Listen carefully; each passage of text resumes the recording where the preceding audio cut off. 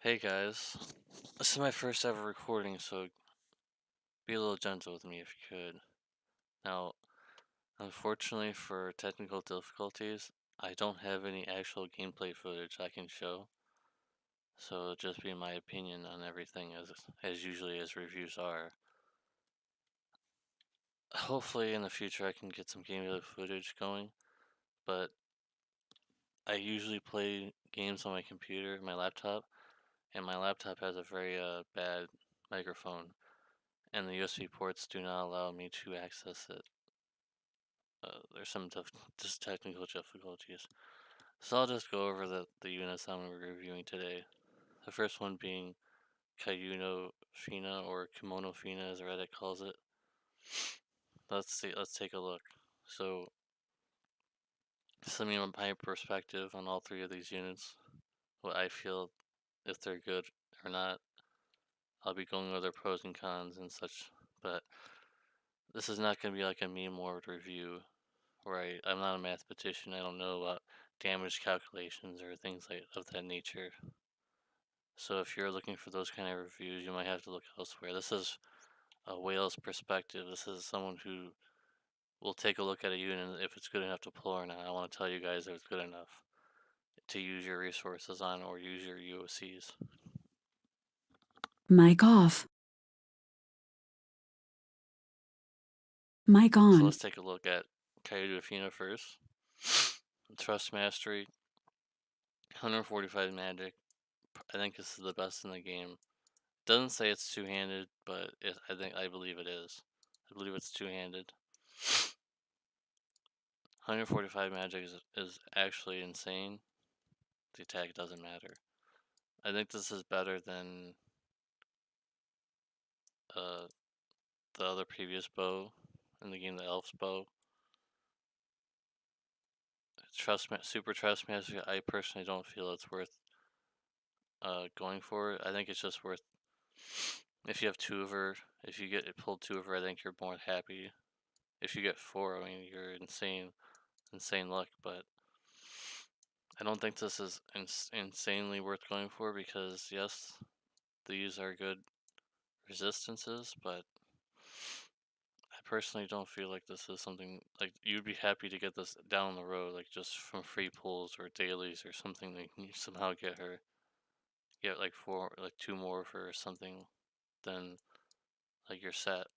And yes, a lot of trials require almost resist. That's why they're making these super trust masteries for people to go after.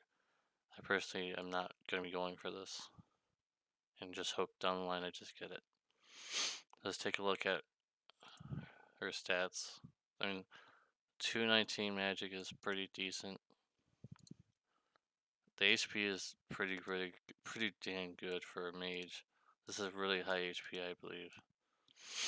With door pots, you can probably get up a little higher. I'm not sure if this is counting for door pots yet or not, but that's pretty good. We got it. We have to ignore this for now. This ability, yes, it seems insanely good, but I'm not really sure when you unlock this. The FFBE fight, the boss, Chaotic Darkness. I'm not so sure if this unlocks or not. The Reddit thread didn't show Kaido Fina as one of the units that unlocks anything, so I'm not sure if this is just down the line or not. But this, whatever opinion I give her, I think it will be boosted whenever she gets this unlocked. I'm not so sure if it's unlocked yet or not, but I feel like this is insane for someone who's a damage dealer and a support. She is a damage dealer and support. We're gonna ignore these. These are nice, but I feel like her main rules is a damage dealer. Her support capabilities are a little on the weak side. Like these are just, I've tested them myself. They're just not very good. Like it sounds decent, but you can't really chain it that well. She does not really chain too well with herself with these abilities. They're just nice. They're like nice if she has something to do on like your partner, which usually would be or CG Fina, or not CG Fina, CG Terra. It's nice to have in an off turn to give people 30 MP, or if you want to W skill this to be higher. And this is pretty good, but your healer, one Kiriga is basically enough in the game right now. If you're a 7-star healer, to Kiriga heal, so this is really not that useful. Unless your healer is like in a pinch where you need to like dispel and re-raise someone, and then you can't heal, so then you could do this. This is pretty good. She has a higher imperil in her CD, so you're probably not going to use this too much. But I feel like imperils in this game right now are getting actually insane. But you'll see down the road in another unit that we're going to be reviewing today, and his imperil is insane. So these imperils are pretty standard. These two. I would not use this. Don't ever use this. Random abilities are just flavor filler abilities. Don't ever use this. The chance of you getting anything good in this is extremely small, and it's fitting for a gacha game. But just don't use this. Please don't use this. Aurora raid chaining is really good. No elements attached, so it's a plus and minus. It's a plus and minus if it doesn't have an element. Maybe you would prefer that it would have an element, but I kind of like it not having an element, because then it can chain with other people easier. These are probably the main things you're going to be doing. If you're chaining with CG Terra, you can probably rely on her in parallel and just do these, because it's easier for CG Terra to use the Imperial than use 3 Chaos Wave chains. I don't think I've ever used this yet, but the damage modifier increasing, it might be useful as a setup turn. Not so sure if you have time for this in an actual trial, like a hard trial. I'm not sure if you could do this move. This is the main move you want to be looking at. An available turn 1, so you get 100% negative light and peril or ice. To be honest, I'm not so sure. I don't know who's going to chain ice with her yet. You're mainly focusing on the light for her, for this unit when you're with CG Terra. I'm not so sure if you're going to be using this for the ice and peril, but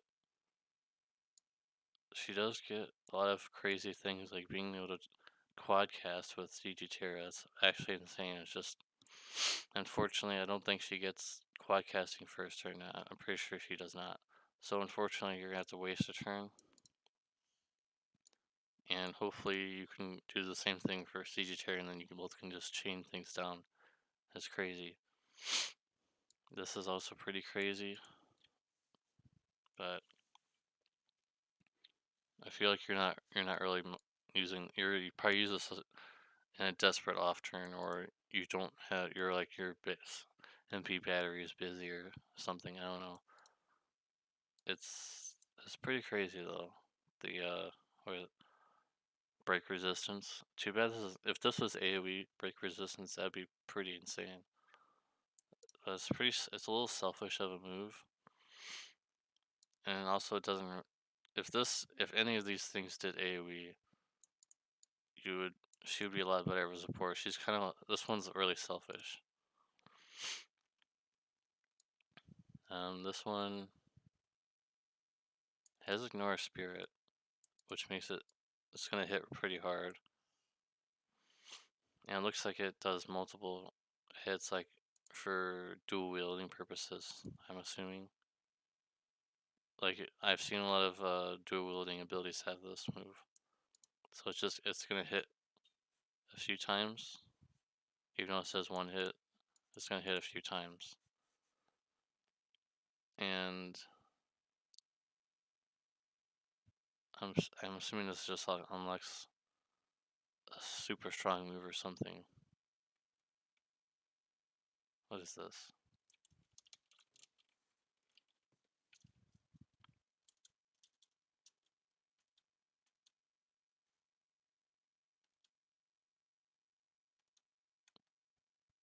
I'm not so sure what that is unlocking. I'm sure it's something in here in this kit.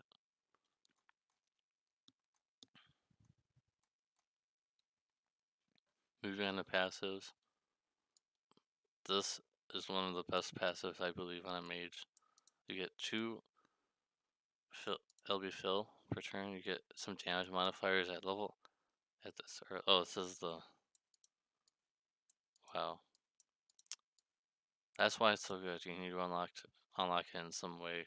Not so sure yet. This is actually pretty good. 100% LB fill rate. I like having MP in my units. I like free MP. That's good. I usually don't worry about the counter chances. Usually they won't work. This doesn't sound that great. These are always really good to have free guts. I think that's what it's called, guts. The heal return probably will never work. Like, I mean, not it just won't come in handy. Like, it just won't really do anything because your healer is going to be healing you up anyway. So you can basically pretend that this doesn't even exist for the most part. But this is actually really good. I'm assuming eventually they're just going to make a lot of units that have this though. For harder trials, it'll make trials a little easier. HP is always good, and auto refresh good. So she gets 10% MP. So 10% MP auto refresh, it's good. This is really good. For the most part, magic does not equate to anything for TDH. So for the most part, TDH and magic users are just, it's like EPing a little higher damage numbers. But eventually I'm sure Elm's going to be making a more friendly way to obtain TDH magic. Probably a unit that has like an STMR or a TMR that has 100%. Probably not TMR because Carlet is a thing. But probably be like an STMR that has like 100 or 150 or something magic TDH. This is probably a parsing issue because I'm pretty sure it's not 0%. The 50 magic is decent. This is another issue that they just didn't look at, I guess. So we're getting some kind of a magic killer to something. Don't know what it is. It's a mystery. It's a mystery, guys. But having any kind of grown and resistant passive is actually good. They need to start making units with more passives with elemental resistances. The main difficulty in this game, I feel like, is friend units. Like, you have to talk with a friend unit and get him to gear it to where you need to fight. I really wish they would make it so in trials you could just use your own unit as a 6 slot, like in Brave Frontier. There's certain trials where you can use your own unit to slot into your team, so you don't have to worry about any friend units. So hopefully in the future, more units will have elemental resistances in their passives, so it's easier to gear or look at friends. She gets W cast innately, but I believe on the first turn, first turn this one. So you always want to equip her bow, or because her bow is the best. I remember I looked at this earlier. I don't think there's any bows that are better than this. As of this recording, I don't believe there's any bows that are better. So you pretty much always get this. 30% HP is really good. This is good. This is good. Getting quad cast, not quad cast, triple cast. And unfortunately, I don't think she gets quad cast.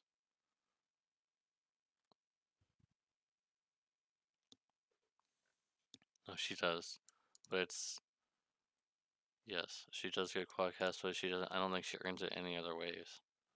Unfortunately. More magic TGH. They're teasing this. I'm assuming they're just teasing this because a lot of earlier units had TDH, but it wasn't that much. But these two new units that are coming, two new mages that are out, they have quite a bit of TDH, so they're really teasing and pushing the envelope on this. I feel like making it easier for free-to-play players or people who don't ever be able to, will never be able to get to Carlet, makes it easier to build TDH magicians. Hopefully they'll be implementing some kind of variance for mages, because right now, like I said, it's really unnecessary. For free-to-play players, don't ever worry about this. You can still dual wield your mages just fine. The only issue with dual wielding mages, dual wielding rods, is that you cap the magic really quickly. Which I guess for free to play players it really doesn't matter because you're fine. You'd be happy. Not for her, not for this character specifically. You probably wouldn't want to duel with this character. But you would have to leave these passives alone and just use the TGH that she has, and that's it. Because on the JP side, Magna only has 25% TDH, which is extremely low. It's laughably low. Unless you really like that 25%, I would just I guess just worry about these. Here's the limit burst. It doesn't sound too crazy, but this is the crazy part. Being able to fill 20 limit burst crystals in the midst of battle, being able to do this is a tide turner. I feel like this. She already has a way to imperil, so you're not really worrying about this. And this hit sounds crazy, but it's a one hit, so it won't do that much. It might do. You could probably cap the chain with this, and it would do a lot. But don't look at this number. It's a crazy fancy number, but this is what I'm looking at. This is crazy, and it doesn't matter if she doesn't get it herself because you're using this for your team. You're not using this for herself. So she has ways of getting this. She has the, like we mentioned, this 100% LB flow rate, and she gets 2 per turn. And she gets another once per turn, so she gets 3 plus the 100% LB fridge. She'll be filling this up, and I recall filling this up quite often. So my judgment on this unit, I feel like she's very pretty and well made. Actually, probably one of the best units in a long time to be made, design wise. But kit wise, she's good. But I just feel like if you're free to play, you're probably not gonna want to go after this unit because the only way to get the tickets to get her, you have to buy the bundles, and the bundle thing is a whole nother video. That'll be a whole nother discussion. But obtaining the tickets requires you to get lapis and spending the lapis on the bundle. So I mean, if you get her for free from like the 10 pulls going right now, or you get it from a daily or something, I would be happy with getting this unit for free. But I'm not so sure she's worth whaling for, like doing lapis pulls and things. I'm not so sure. Maybe in the future when there's more, like a chaos, like a ice chaos wave chain. I'm not so sure if that exists yet. I'm not so sure if Golbez or what's the other mage? Can't remember. X Death. I'm not so sure. I'm not so sure if he does have it. He might have it. He probably does. And if that's the case, you would use X Death or Golbez with this unit. But for the light version, which I will definitely 100% be using, I'll be using it for CG Terra. Just using this. And they pair really well together. I'm going to be plugging my video. I did make a video with CG Terra and her together on some weak trials just for fun. It wasn't meant to be a serious thing, because I'm not going to be going in any harder trials with the two of them, because I'll get stomped without a proper setup. So, if you have all your bases covered, if you really like the design of the unit, maybe you could UFC her. But I don't recommend that. If you're a free-to-play player, I think you just hope for her pulls in the future, like free pulls or something. They do free pulls quite often on the JP side. Let's move on to the next unit. adventure Locke. Now I feel like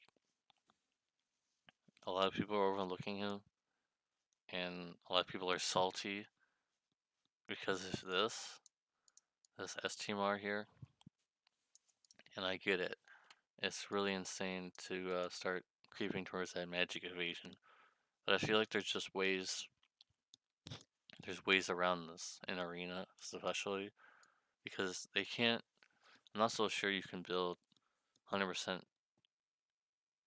physical and magical evasion, but also have death protection. So things like Odin or what's that? There's a 4-star base with instant death, or Vincent's limit burst, I believe. Like there's several ways of doing instant death in Arena, so it's really not that big of a deal. I feel like it's not a big deal, but evasion for trials lately haven't been really that big either. You will kind of like a lot of bosses go through evasion and harder trials, so you want to build your tankier. So it's just a fun thing to have this. The real flavor is this. This is some real flavor with the 100% charm resist. You can put this on your tank, and if there's a trial with annoying charm, you can just provoke it and not even care. This is probably one of the best things that come out of this newest update is this 100% charm resist. Because I don't believe there's a materia or anything that gives it. The only thing I can think of is the 50% charm resist that Renoa's STMR has, and it's just 100%, so it's good. Now, I haven't played this game, but I know that this guy is a thief in some fashion. So these things are just looking at this from a meta perspective. These are useless. A lot of these things like escape or MP regen in explorations, like those are not useful. I've used this ability before. It's a very weak chaining move, and this only chains with himself. So you're probably never gonna be using this. You don't do this. He has a bunch of single target breaks, which luckily enough he does have W skill and triple cast at the beginning of battle, which you'll see down below. So the extra things on top of it is just a cherry on top of breaking. This is probably the most useful. I feel like the getting some helmet burst up as fast as possible is always the best. This is nice, but you have probably someone that can do better than this. This is not so great because it's only self. And this is not so great because your healer can probably heal him up to full anyways. So you probably for most of these you're not looking at this, but you're looking at the breaks, which are pretty standard. 60% is pretty standard. These ones, I feel like you're just probably not going to use them because it's only 50% breaks. Yes, it chains, I believe. It's, you know, he only chains with himself, so probably just not going to use these. I feel like this is just useless because for the fact that he has W skill in his kit, so you can just W skill the attack and magic breaks, which you're mostly going to be using because the defense and spirit breaks are just useless because for most bosses you can't even break them for defense and spirit for obvious reasons. So for the most part, these are just pretty useless. I feel like I guess if you really want to full break someone, like for like quests or item world or something, you could use these. W skill both of these, but I feel like you're better off just using these ones. I believe this is the Red 13 chaining. Yes, this is the Red 13, I believe it's called Stardust Ray chaining. Unfortunately, it's a mandatory that he adds water to his attacks, which could be beneficial, but also if you're fighting a boss with the ability to absorb water, then it doesn't matter if you're impaling for 120%. It doesn't matter because the boss is just ignoring it anyways. So I feel like this is a negative for most content. However, like I was mentioning before with the Imperils, this is absolutely insane. This is not tied to a llama burst. This is not tied to a cooldown ability. It's just bam, right off the bat, 120% Imperil water resist. That's actually bonkers. Like, it blows my mind. I'm personally used to like 80% Imperials and things of that nature, and this guy just 120% water resist. Like, that's bonkers. So it makes this a little better if you're fighting a boss that has some water resistance, but then you just slap it all away with this anyways. So if the boss has 100% water resistance, then you don't even care. This is the main thing that I feel like I'm gonna be focusing on, as opposed to other mages, not mages, breakers in the field. They also have this. Lorraine has this, but hers is better. I feel like Lauren's is way better than this because, one, yes, she also has full break, but she gives 200%. It'll be full rate to the entire team, which I feel like is way better than just giving this guy 200% attack. That's completely useless. And this is also a very big detriment that I do not like, and this will be one of the biggest cons that I feel like this unit has, is that a lot of his good attacks require him to add water to attacks, and for certain bosses that might not be so good. And the fact that it's literally mandatory for you to have water to attacks. And this is his unlockable break, height break. So it's very unfortunate that he has water to attacks. I guess, you'd have to ignore this on most cases, which I'll most likely be ignoring this because I'm not bringing this guy to deal damage, which he can deal damage. Of course, this is a whale review, so from a whale's perspective, I built this guy up to 3k attack, which is it's mind blowing. A breaker can hit to 3000 attack. Unfortunately, he doesn't have AT chaining, which I'm sure is the reason why they didn't give it to him, because that would be absolutely bonkers for basically a real attack. This guy is almost like a real attacker because he has the attack and the passives of a real attacker. 206 attack is pretty standard, but unfortunately, this just like water. I don't know. If you have Satan, I guess you would be pretty good with it. If you have Satan, you run Satan with this, then you're gonna hit things. You're gonna spank things out of the water. You're really gonna spank them with this. This, I believe, is this is your combo ability. It reduces his HP down to a certain threshold, and it allows him to use his stronger breaks, which are unlocked below. So, for the most part, you're probably going to be focusing on one of these abilities, using one of these, or your 60% breaks so far.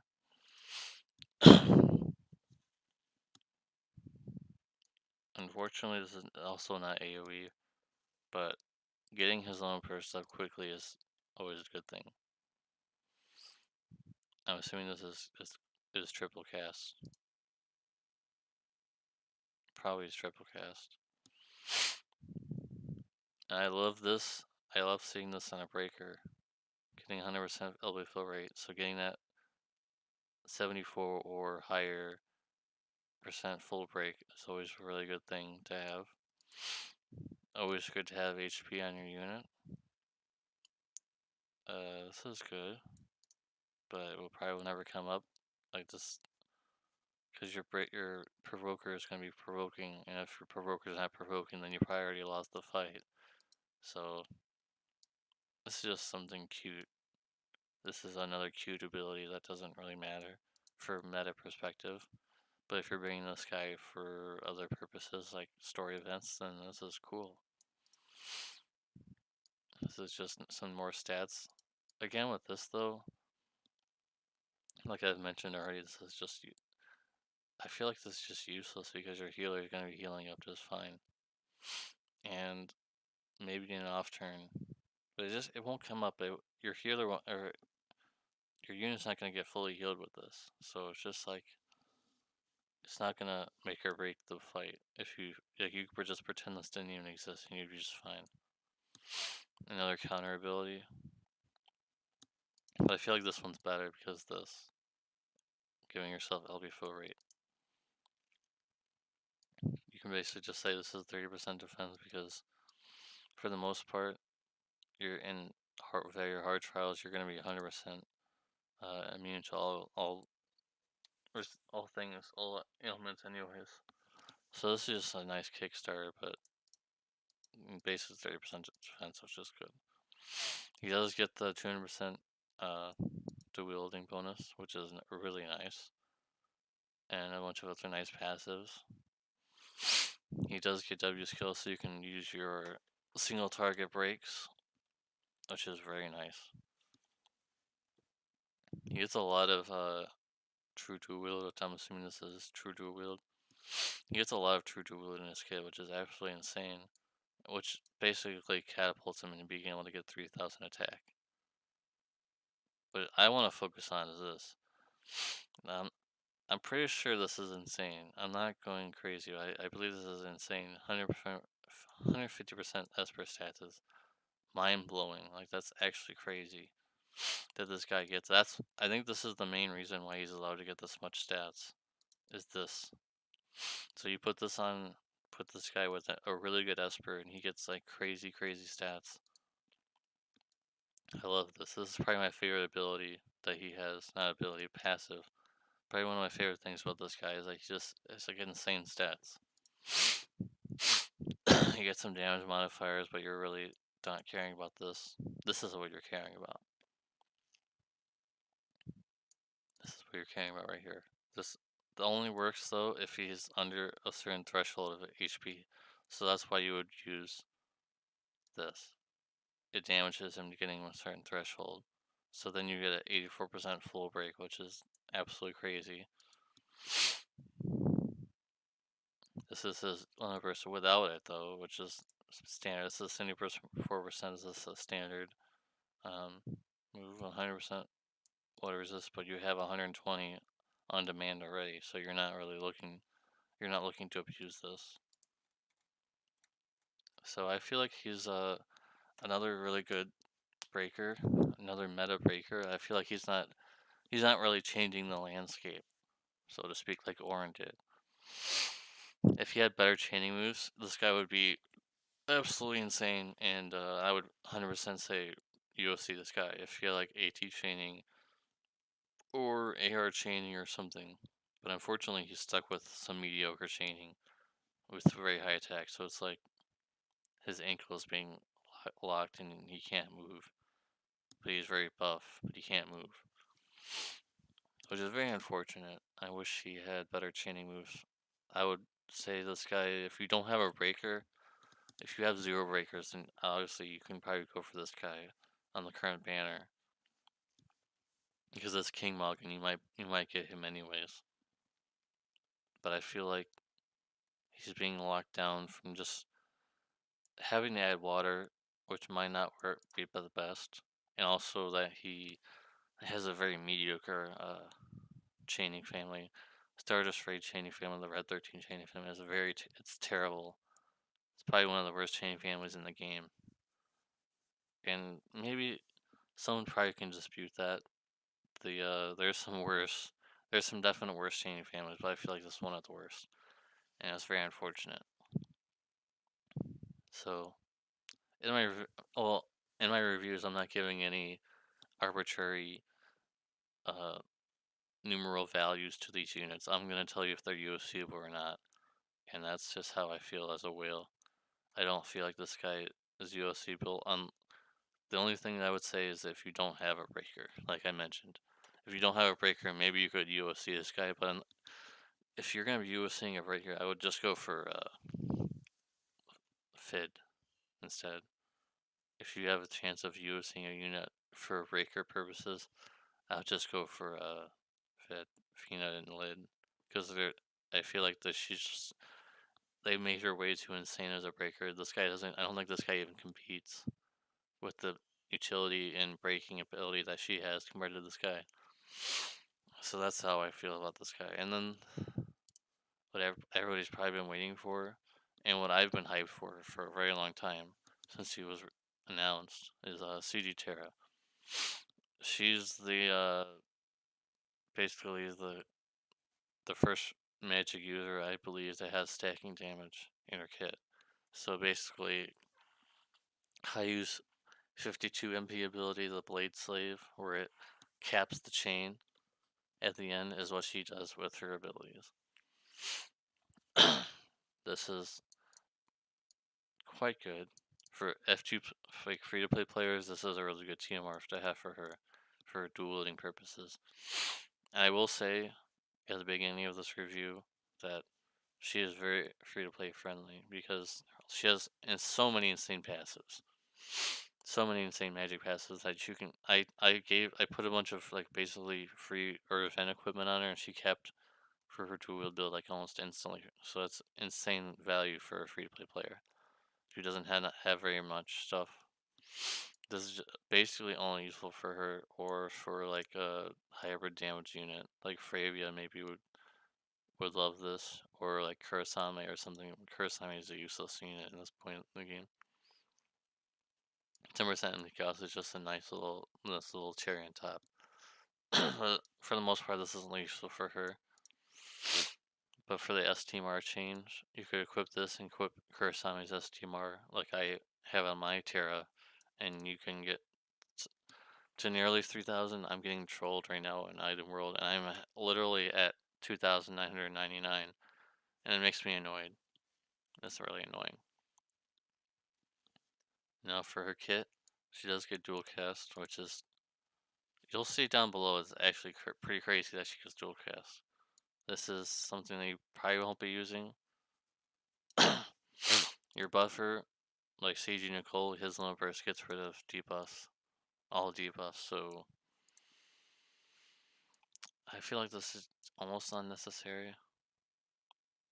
And then she has a bunch of imperils, which are pretty neat.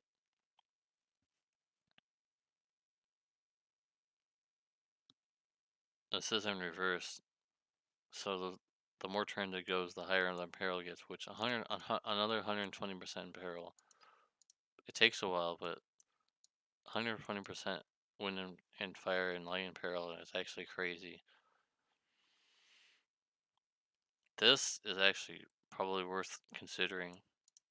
Removing magic debuffs on demand and getting 100 MP back, flat MP, and getting LB Gosh fill +7. So you could fill this in with your rotation if you need it.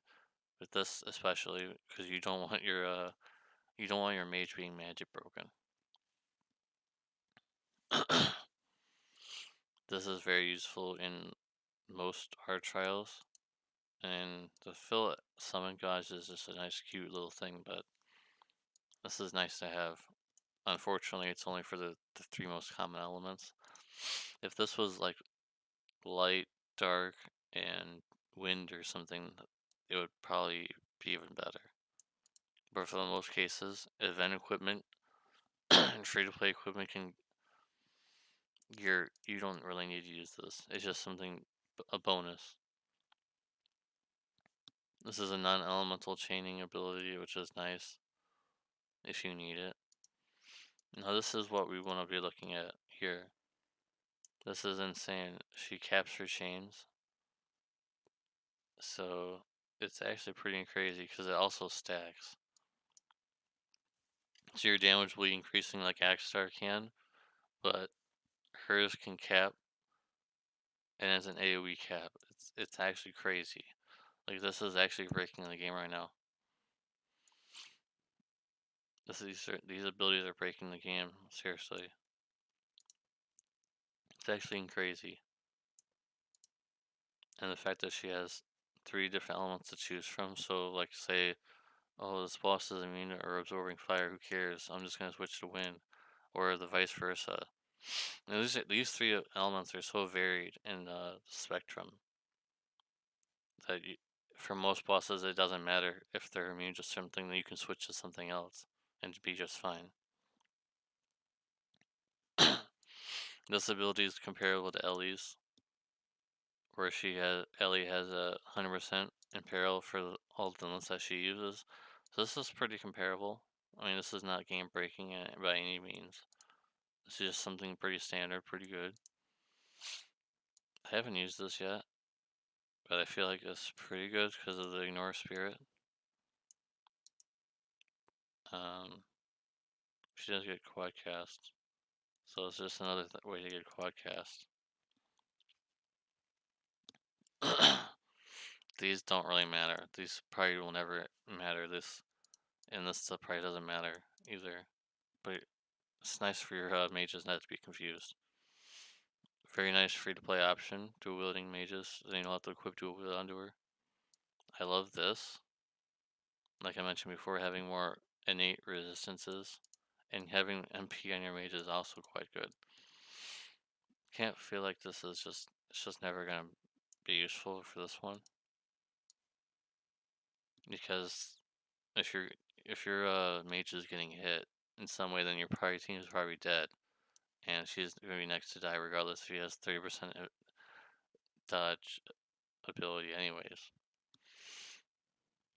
Pretty good, more stats. This is insane. Getting LB flow rate, plus she's a chainer, so she's gonna be filling the LB quite often. On top of the fact that she gets her LB immediately first turn, like most of the CG units nowadays are getting. CG Lightning gets hers on first turn, CG Bartz gets hit on the first turn. This is pretty insane. I believe CG Bartz has a similar ability where he gets a permanent attack boost. Really good. Like you can choose if you want to do TDH or to wield. I really like this unit for, like, she's very, like I mentioned before, she's very free to play friendly with all these passes. She has so many passes. You can cap her magic like so easy. Like, it's so easy. Believe me, it's really easy. She gets one of the damage modifiers on her chains and things, and she gets quad cast just like Terra does. So for some reason, if you haven't beaten all the 10 mans and you're like a new player and you have Terra and you have CG Terra, you could bring them both together and you could use her fire move. I believe they chain together. They should. I'm pretty sure they do. You could use her fire ability, which is the only one that will work for both of them, because she has a dark ability and they don't have dark here, so she's an insanely good unit. These do not. The only things that matter here, I feel like, which I looked at her before, these two. This is pretty good too. But you can dual cast these, so if your healer's extremely busy dispelling or something, or re-raising, or having to re-raise your whole team, you could use this to heal, which is pretty crazy. Or if your healer's busy and you need to dispel and you're like, hey, I really need to dispel this boss, and my healer's busy doing 2 things already. So you can just do this with her dual cast. It's pretty good, pretty good. And this is her limit burst, which I feel like this is another parsing issue. I'm not sure what this AoE debuff is, and it still hasn't been changed. So what I'm going on is that this is a new thing put into the game that the data mining didn't pick up. That's just my guess. This is pretty standard, the magic buff, but this move does chain with itself. It doesn't sound like it's insane with only 7 hits, but doing this much magic damage with Ignore Spirit, with them chaining perfectly together, it will do a lot of damage. You will be doing a lot of damage with this move. And she does get quad cast for 2 turns. That's really big because on the first turn you could use this, and then you get for 2 turns you can get the quad cast. I will say for this unit specifically that this is 100% UFCable. I would if you're a free play player, use it, and you don't have a made UFC this unit, please just do yourself a favor and UFC this unit. She's game breaking. She's very easy to equip. Literally, the only con, and it's a very big con, unfortunately, is that she has very low HP. When I finished building her at level 120 with everything, she has about 6,000 and some change HP, which is very low, very low. And I get it. Majors are supposed to be squishy, supposed to be, frail, but having this much HP is very low, even with door pots. Very, very low. I would say that's the only con, but other than that, I feel like this is one of the best mages to come on the game, period. And she's comparable to Ellie in every way. Feel like they're both basically at the top of the game when it comes to elemental chaining and things like of that nature. And unfortunately, they should chain Ellie's wind ability, but there's some kind of a delay, so they just vaguely chain with each other. Which maybe for some people like myself, I don't really care if it delays. I still like to chain with them. I'm not really like a damage min maxer where I need to have the best damage every turn. I like to have fun and just chain with different kinds of people, even if it doesn't work too well. Which is maybe for some people that's the wrong way to play, but I mean, I'll play how I want. So I feel like if you have Ellie, you can bring them together and chain decently. Not the best, but decently. I will say again though, I feel like if you're free to play, or even if you're not free to play and you don't have a mage or you don't have the most recent mage you're stuck with, something like Dark Fina or Emperor or some other garbage, then you could definitely USC two of her, or one if you pulled one of her from a daily, or you went on the step up and only got one of her. I would UFC her like immediately and just get her ready, because she's breaking the game. She's basically like the Hayu, like the mage Hayu of this era, and that's my review on her. I feel like if any of these units, out of all these units, I feel like this one's the most worthy of UOCing if you don't have a mage or you don't have the most recent mage. And for Locke, if you don't have a breaker at all, or you like the character, I guess you can UFC him. I feel like you can pass on UOCing this or pulling, unless you already bought the bundles. But for a fair play perspective, don't worry about her. She's just a nice bonus. And that's my review on all three of them. I know it's not really that interesting, but I feel like I just wanted to make a review from a whale's perspective and see if they're worth pulling for. So final thoughts. Again, I feel like yes, you want to go see her if you don't have a mage. Like she's easily equipable. You can equip her with like your weakest stuff, and she'll still be super strong. That's why I like her. She has an easy way to cure because she has dual wield immediately, like innately.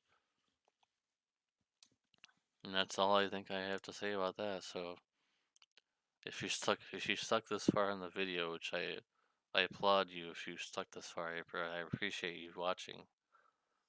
Leave any comments below if I was an idiot in any way, shape, or form. You can just say that I'm an idiot and I don't know what I'm talking about. But this is just my personal view on these newest units, and no mathematical information was provided because again, I'm not a damage calculation wizard. I'm not a meme lord. I don't know what I'm doing that when that comes to that. But when looking at abilities, I really feel like I can talk about abilities, like looking at if they're strong or not. So that's about it. Hope you enjoyed. Bye.